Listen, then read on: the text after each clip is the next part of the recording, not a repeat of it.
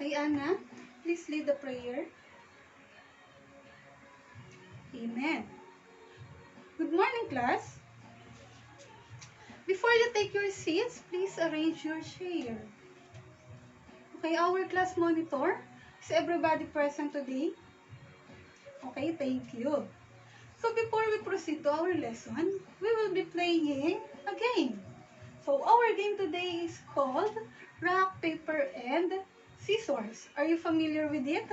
Okay, that's great. So when playing rock, paper, and scissors, we always remember that a rock beats scissors. Okay, very good. A scissors beats a paper and the paper beats a rock. So, your opponent today will be your seatmate. I will be giving you 3 rounds to play and record your results in a sheet of paper. You just need to write letter W if you win and letter L if you lose. Okay, are you ready? Good. So, let's start.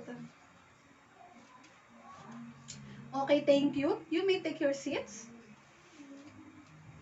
How did you find our activity? Yes. Okay, thank you. So, before playing rock, paper, and scissors, did you think of any possibilities that you will win?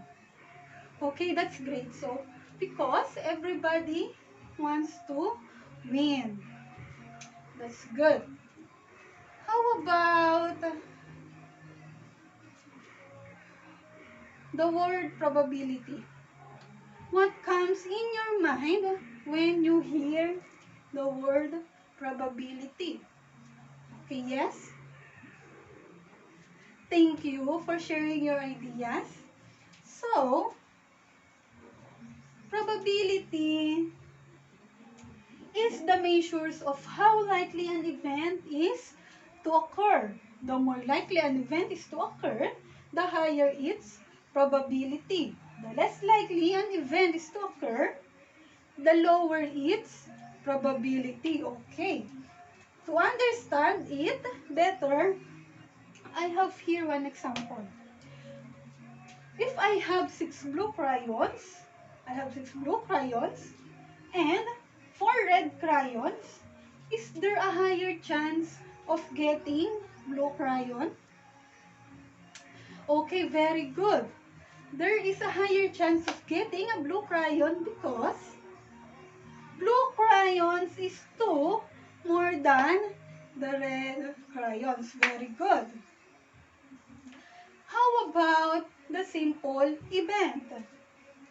So, a simple event is an event in which has a single outcome. What do we mean by a single outcome?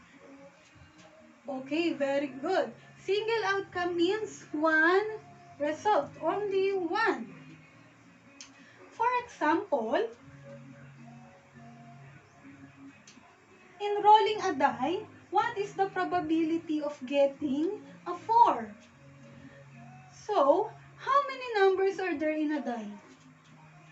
Yes, it is 6. So, 6 numbers. So, we have 1, 2, 3, 4, 5, and 6. Very good. How about the number 4? How many number 4 are there in a die?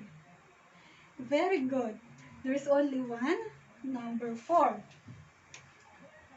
So, in writing the result, the probability of an event is the ratio of the number of favorable outcomes and the number of possible outcomes. So, we can write the results using this. So, the probability, the event, what is the event? Is getting a 4. So, probability of getting a 4 is equals, how many number of favorable outcomes? How many 4 are there in a die? Okay, very good one. Next, number of possible outcomes. How many numbers are there in a die? Okay, very good. 6.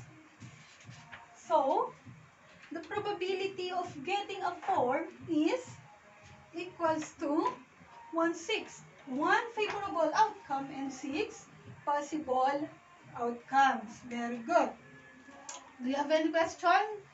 Okay, let's move on to the 4 probability rules.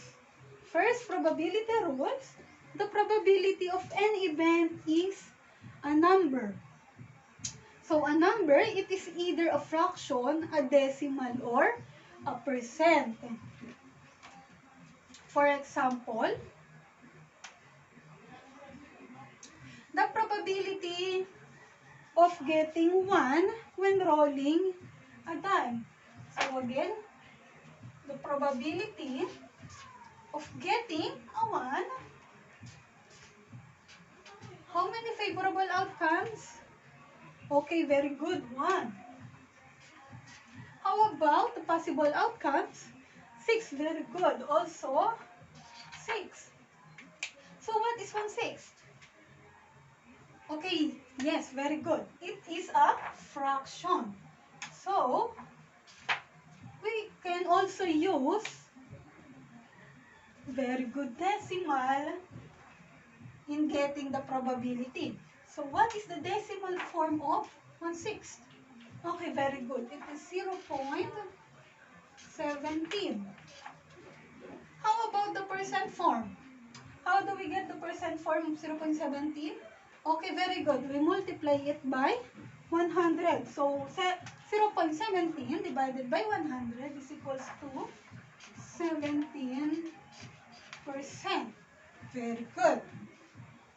Any questions? Okay. Next probability rule. The second is, if an event will never happen, then its probability is 0.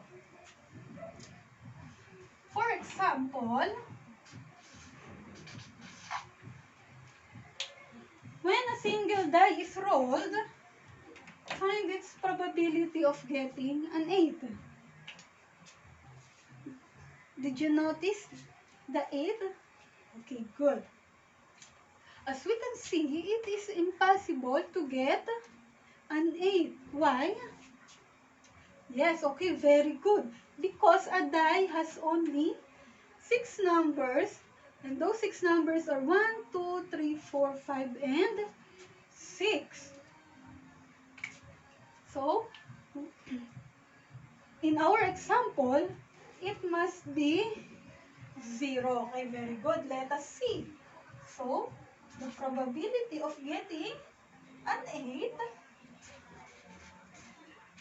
Okay, how many favorable outcomes? Okay, 0. How about the possible outcomes? It is 6. Very good. So, if we divide 0 divided by 6, the answers will be 0. So, in the second probability rule, the probability of getting an 8 if we roll a single die is impossible. Because, okay, very good. Next probability rule, number 3. If an event is sure to happen, then the probability is 1. Okay. For example, when a single die is rolled, what is the probability of getting a number less than 7? Okay, is it possible? Okay, very good. It is possible because, yes, okay, that's very good.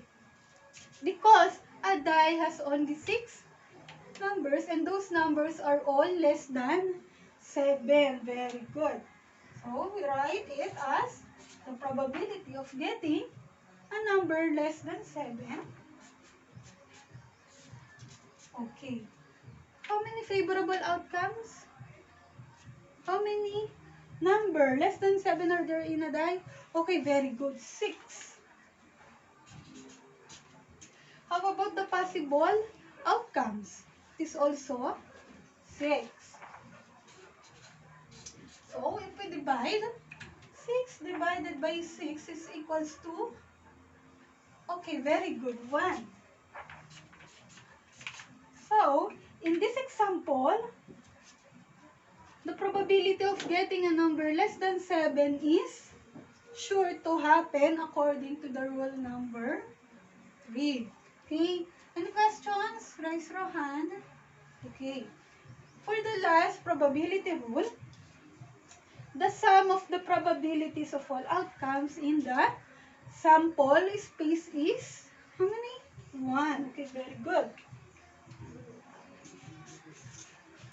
So, for example, if a fair coin is flipped, okay, how many faces are there in a fair coin? Very good. It has 2 faces. Okay, what are those faces? The tail and the head. Very good. So, we will be getting all the outcomes in the sample space. So, there are 2 events. So, the first event is getting a tail. The next event is getting a head. Okay. So, what is the probability of getting a tail? How many favorable outcome? It is 1. Very good. How many possible outcomes? 2. Why 2? Because it has tail and the head. So we have 2 possible outcomes. How about the probability of getting a head? Okay. The possible and the favorable outcomes are the same with the probability of getting a tail. So we have 1/2. So in rule number 4, it is said that the sum of all the probabilities. So sum, we need to add the probability of getting a tail and the probability of getting a head. So we can write it as probability of getting a tail plus, okay, the probability of getting a head must be equals to 1. Okay, very good. So what is the probability of getting a tail? It is 1/2. Plus, the probability of getting a head is also 1/2. So it must be equals to 1. Very good. So 1/2 plus 1/2 is equals to 2 halves equals to 1. And then 2 divided by 2 is 1. So the answer is correct. So the number 4 probability rule, sum of the probabilities of all outcomes in the sample space is 1. So we get 1 in all the outcomes if you flip a coin. Okay, is there any question? Okay, thank you. So next, let's have a recap.